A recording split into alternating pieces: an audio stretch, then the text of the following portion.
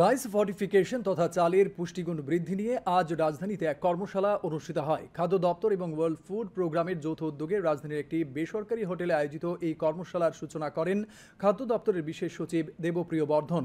তিনি খাদ্য সুরক্ষায় পুষ্টির উপর গুরুত্ব আরোপ করেন। কর্মশালায় উপস্থিত ওয়ার্ল্ড ফুড প্রোগ্রামের ডেপুটি ডিরেক্টর নজুমি হাসিমোটু বলেন, এই কর্মশালায় স্টেক হোল্ডারদের খাদ্যশস্য উৎপাদনের পর কিভাবে তাতে ভিটামিন, মিনারেল সহ নানা উপাদান যুক্ত করে ফর্টিফিকেশন তথা পুষ্টিগুণ বৃদ্ধি করা হয় এ ব্যাপারে প্রশিক্ষণ দেওয়া হবে। অনুষ্ঠানে উপস্থিত ছিলেন ওয়ার্ল্ড ফুড প্রোগ্রামের পক্ষে ডক্টর শারিকা ইউনুস খান, কৃষি অধিকর্তা, খাদ্য অধিকর্তা প্রমুখ।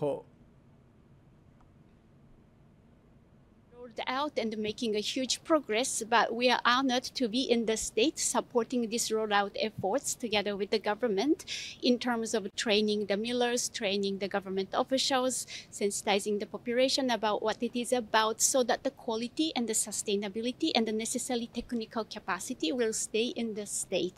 আপনারা জানেন যে রাইস ফোর্টিফিকেশন যে নিউট্রিশন সিকিউরিটির জন্য কতটা ইম্পর্ট্যান্ট, আর আমরা ফোর্টিফাইড রাইস পিডিএস এর মাধ্যমে সমস্ত জায়গায় আমরা সেটা সাপ্লাই করছি। তো সেটা মূলত হচ্ছে যে নিউট্রিশন সিকিউরিটির জন্য, স্পেশালি যে বিভিন্ন জায়গায় আমরা যেটা রাইস ফোর্টিফাইড রাইস দিচ্ছি, বিভিন্ন স্কুল প্রোগ্রামে আর আইসিডিএস প্রোগ্রামে আর পিডিএসে। তো তারা even world food programme technically আমাদেরকে হেল্প করছে।